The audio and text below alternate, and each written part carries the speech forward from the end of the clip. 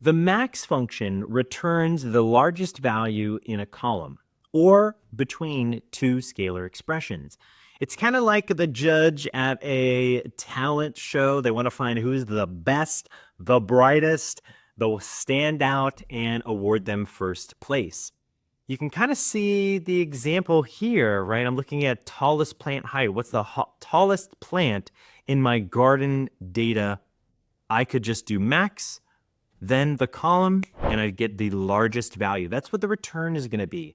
All we need to provide is the column name, or if we're comparing between two scalar expressions, we would bring in expression 1, comma, expression 2.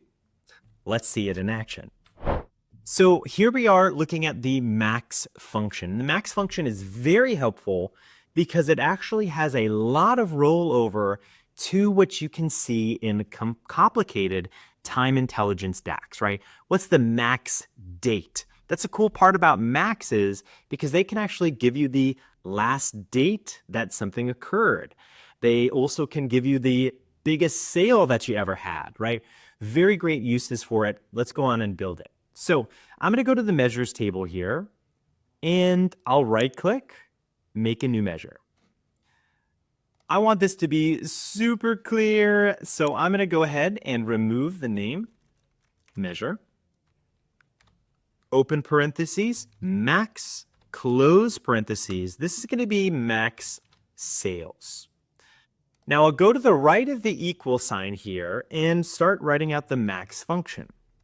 You'll notice there is a whole other suite of max functions. Not only do we have an iterator, we also have one that can handle Boolean values.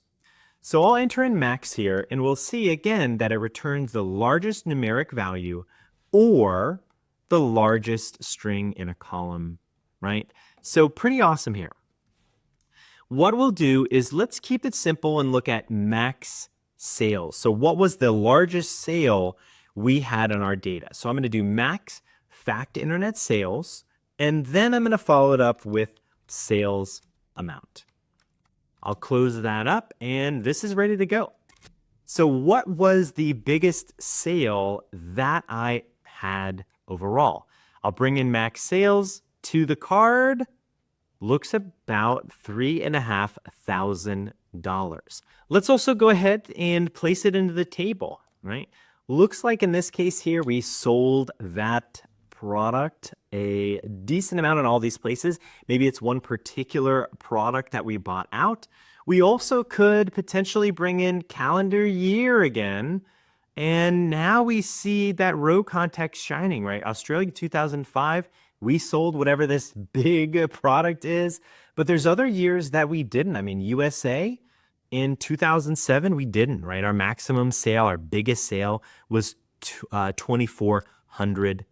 So this is a good way to assess what's going on, right? So at first glance, we're like, uh-oh, but once we brought in more context, we got to see it. All right, well, that's not the only way that we could use max. Max can also be used for dates. So I want to show you quickly here how we could use it for dates. If I wanted to, I could go to max sales and just for the moment, change sales amount to order date. We'll change it back, don't worry. But if I did something like that, I'm actually going to return the last sale. And I can see here that 7/31/2008 was the last sale in this data set. I can see that in my table. Looks like France was about 2 days prior. This is going to be really helpful for some more complex DAX that you might create with time intelligence. And I love this because one of the things that I use, a real use case, is I want to find the last time that customer purchased. This is a really awesome way that Max can really enhance what you've got. I'll go ahead and change this back to sales amount. But hopefully you see a lot of the usage for Max. Maybe your gears are already turning. It's a great one, but we've got more to discover.